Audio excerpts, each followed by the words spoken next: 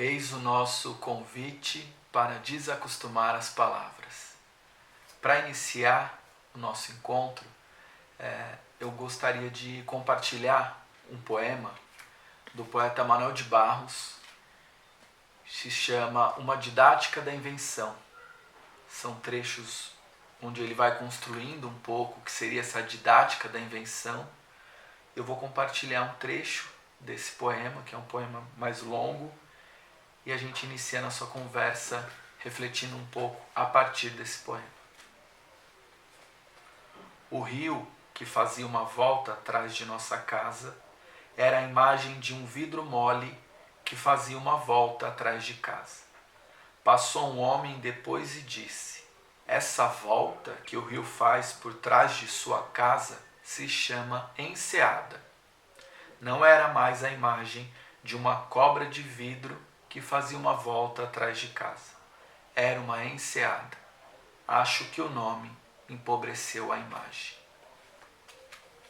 A gente parte então desse poema, que eu acho que ele demonstra bem essa perspectiva que o próprio nome da videoaula, o nome que eu escolhi para a videoaula, já tenta realizar essa abertura. Além da palavra convite, tem também o fato de desacostumar as palavras. Isso pressupõe que as palavras estão acostumadas. Manuel de Barros diria que elas estão gastas, que a gente precisa desfazer o costume, desacostumar essas palavras. Esse trecho do poema é muito bonito para a gente pensar essa relação. Então, uma criança que olha um rio que ela tem uma relação, porque é um rio próximo à casa dela, então é uma imagem que compõe a experiência e a percepção dela de mundo, e ela faz a imagem de uma cobra de vidro mole. Essa cobra de vidro mole convive então com essa criança, com essa imagem desse rio próximo à casa dela. Então depois passa um adulto, passa um homem e diz: não é uma cobra de vidro mole, é uma enseada.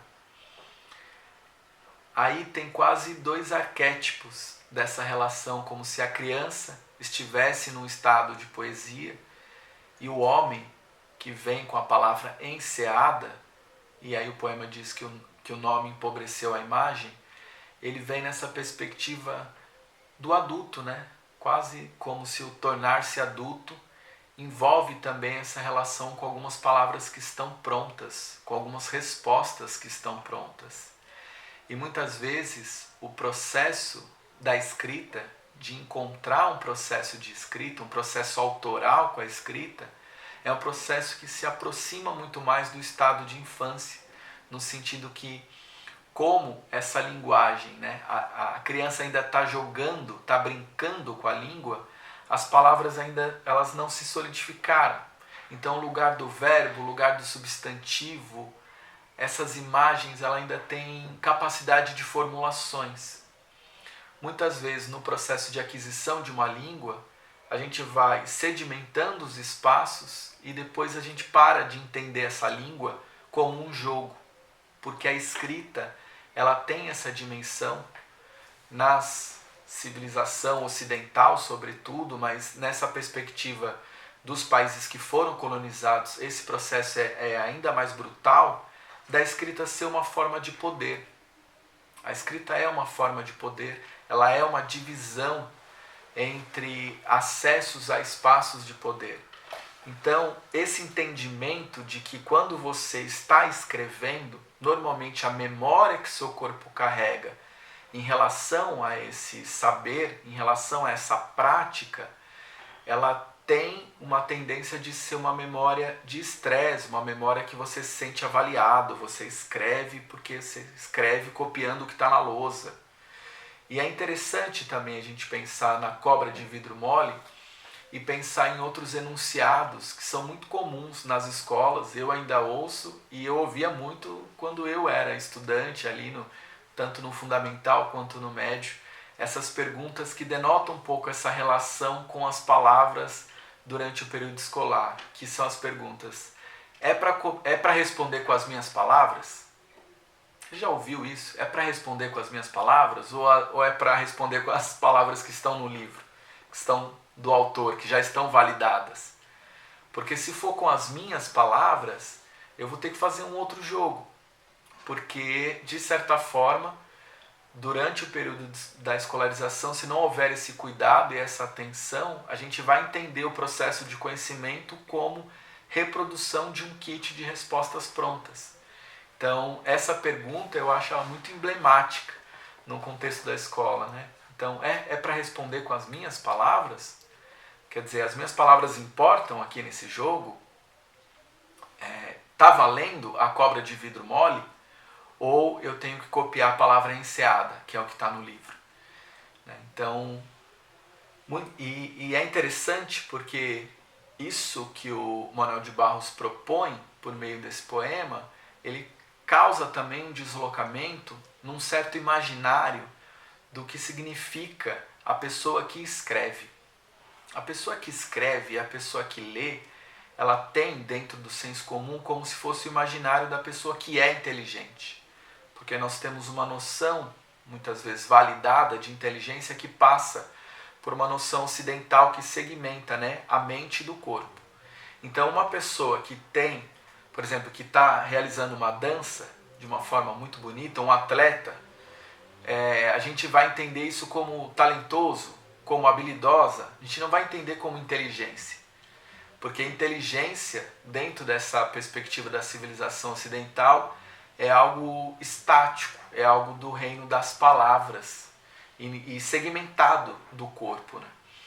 E é interessante a gente notar também que a figura, talvez, mais emblemática na civilização ocidental acerca do pensamento é uma estátua, que é o pensador, né? Não sei se já viram aquela estátua do O Pensador. Ele é uma estátua, ou seja, o pensar na civilização ocidental muitas vezes é um pensar parado. E a escrita também, muitas vezes a gente se relaciona como não é o corpo que escreve com sua memória íntegra, com a sua pele. A gente pensa muito nessa relação da escrita. Pensa aí quando você já teve algum tipo de bloqueio.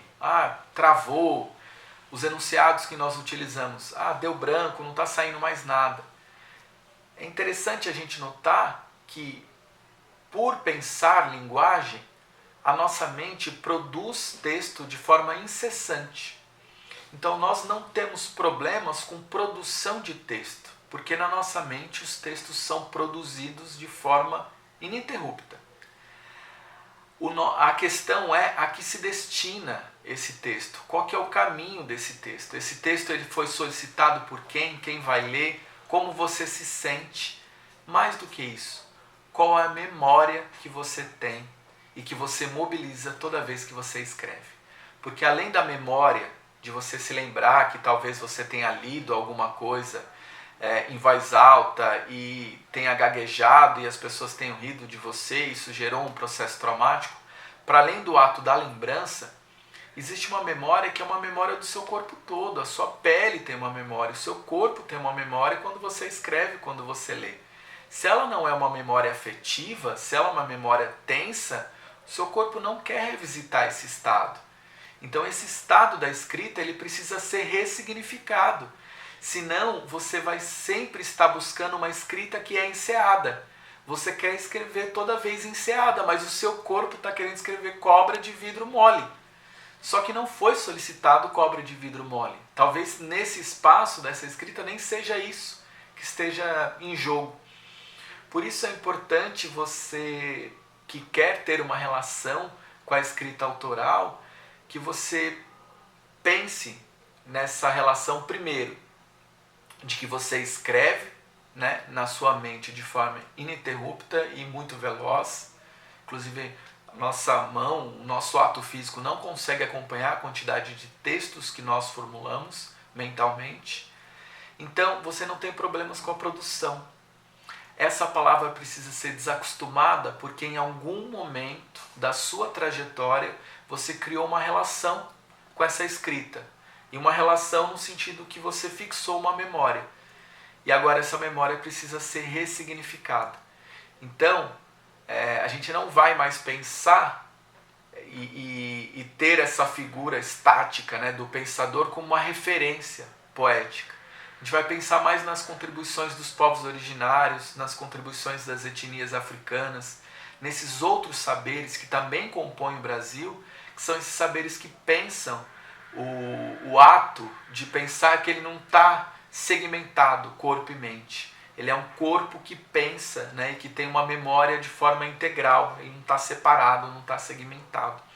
E é interessante também porque a gente vai entrar num outro rumo, que é essa ideia de que as pessoas que escrevem, que trabalham diretamente com a escrita, são pessoas que sabem, né? Eles têm uma certa excelência no saber. Você só escreve um livro de poesia, um livro de contos, um romance, porque você sabe muito. E aí eu quero convidar um outro autor que eu gosto bastante, que é o Mia Couto, que o Mia Couto ele vai brincar um pouco com essa noção.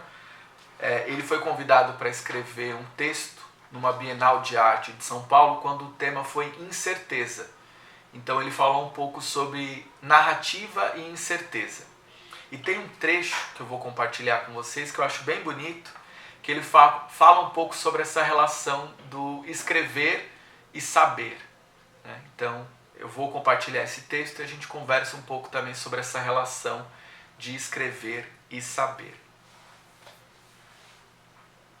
Acredita-se que o escritor entende e comanda os processos de criação de que ele é sujeito. Alguns escritores serão donos desse saber. Eu não. Eu escrevo porque não sei. A preparação para a viagem da escrita implica, no meu caso, o despojar de toda a bagagem. A construção de uma narrativa implica estar disponível. E para se estar completamente disponível, há que deixar de saber. Há que deixar de estar ocupado por certezas. Então, eu acho muito bonito, e eu acho que tem um diálogo entre o Mia Couto e o Manuel de Barros, nessa relação de estar atento e estar disponível e utilizar, então, a escrita como um espaço de indagação, não de resposta. Utilizar o espaço da escrita não porque eu sei, mas porque eu tenho dúvidas. E eu tenho tantas dúvidas que eu compartilho essas dúvidas por meio de um texto poético. Porque eu sou atravessado pelas dúvidas do mundo. Porque eu não entendo eu estranho as relações que eu observo no mundo. Não porque eu sei. E é interessante porque tanto o Manuel de Barros quanto o Mia Couto, eles se chocam, como eu estava falando, com essa noção do intelectual, talvez, na civilização ocidental, daquele que... Outro enunciado que talvez você deva ter ouvido, assim, a gente ouve com frequência. A minha vida daria um livro. E quando a pessoa pensa nisso, que a vida dela daria um livro, talvez ela esteja pensando, ou esse ano daria um livro, essa noite. Porque aconteceu muita coisa. Então, pensa uma relação de talvez um excesso de acontecimentos, ou acontecimentos diferentes, uma vida agitada, como matéria de uma escrita poética, matéria da literatura. E é engraçado porque a gente vai ver na história da literatura várias escritoras e escritores, que se você for olhar a vida deles, talvez, não sei se eles chegaram a falar para alguém que a vida deles daria um livro, porque é uma vida com acontecimentos comuns, corriqueiros. Mas existe, na verdade, uma atividade mental. Não existe só... A escrita não é feita só de uma sucessão de acontecimentos e quando acontece muita coisa eu saio escrevendo. Na verdade, já acontece muita coisa no nosso plano mental, no nosso espaço mental. E é nesse espaço que inicia a escrita. A escrita, então, ela tem uma relação com uma percepção de mundo, né? O Manuel de Barros traz também um enunciado de poesia como infância da língua. E esse estado, essa aproximação desse estado de infância, porque é o estado que nós temos um certo direito, nos damos o direito às perguntas. E aí quando depois nós temos uma aceitação das respostas, talvez esse estado seja menos poético, ele se indague menos sobre as relações do mundo e talvez ele também não se expresse por meio da escrita, ou quando se expressa, normalmente a escrita que é solicitada é a escrita da palavra gasta, é a escrita acostumada, dessas palavras acostumadas. Então, para a gente refazer essas noções, né, com essas palavras, a gente tem que deixar ser visitado por um estado de infância, né? Um estado de atenção. Existe algo eu acho muito engraçado a gente pensar e muito incrível a gente pensar que toda vez que uma pessoa escreve, pense aí você, toda vez que você escreve, você é o primeiro leitor de si mesmo. Isso é inevitável que ocorra. Nós não conseguimos escrever um enunciado sem que mentalmente a gente vá lendo o que a gente está acabando de produzir. Isso faz com que muitas vezes esse estado de indagação, de incerteza, ele quer se expressar. Digamos, esse nosso lado escritor ou escritora, ele quer se expressar. Mas talvez essa pessoa que lê a si mesmo, essa leitura que nós fazemos do que nós produzimos, talvez essa leitura seja uma parte que nos bloqueia. Porque essa leitura talvez carregue todas as memórias negativas e todos os momentos que nós fomos nos expressar por algum motivo e aquilo foi tolhido. Aquilo não foi considerado, não foi validado. Então talvez a leitura que a gente faça, né, porque a gente está ali escrevendo cobra de vidro mole, mas ali dentro, internamente, a gente está registrando que deveria ter escrito enseada, que deveria ter ali uma palavra explicadora, e não uma palavra de incerteza, não uma palavra aberta, uma palavra poética. Então talvez uma forma da gente libertar a nossa escrita é libertar também, quase como naquela relação, quando as pessoas falam que não sabem desenhar e tem um exercício para soltar o traço. Então, na escrita, o soltar o traço é também entender o erro como uma premissa, entender o erro como essa perspectiva de eu não sei, então eu vou escrever porque eu estou me indagando, eu vou escrever porque eu tenho incerteza sobre isso. E aí o estado da escrita, ele não é um estado explicador, ele é um estado aberto, ele é mais próximo do estado da infância. Vou ler mais um trecho, na verdade agora é de um outro poema, também do Manuel de Barros, que se chama Ruína. Então eu vou ler e aí a gente finaliza aqui. Eu quero deixar alguns convites para vocês, que são convites de exercício de criação. Eu leio o exercício Ruína e fecho esse nosso encontro convidando vocês para errarem aí nos textos de vocês, para soltarem o traço, para se permitirem também esse exercício de criação, escrever porque não sabe, escrever porque busca, escrever porque se indaga. Ruína. Um monge descabelado me disse no caminho: eu queria construir uma ruína, embora eu saiba que ruína é uma desconstrução. Minha ideia era fazer de alguma coisa ao jeito de tapera, alguma coisa que servisse para abrigar o abandono como as taperas abrigam. Porque o abandono pode não ser apenas de um homem debaixo da ponte, mas pode ser também de um gato no beco ou de uma criança presa num cubículo. O abandono pode ser também de uma expressão que tem entrado para o arcaico ou mesmo de uma palavra que esteja sem ninguém dentro. O olho do monge estava perto de ser um canto. Continuou: digamos a palavra amor. A palavra amor está quase vazia, não tem gente dentro dela. Queria construir uma ruína para a palavra amor. Talvez ela renascesse das ruínas, como o lírio pode nascer de um monturo. E o monge se calou descabelado.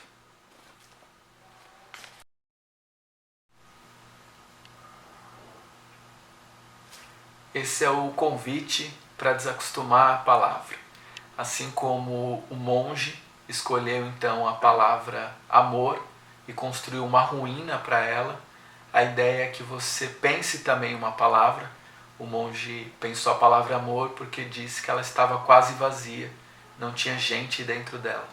Então escolha uma palavra que você considere significativa e por meio de um texto construa uma ruína para essa palavra.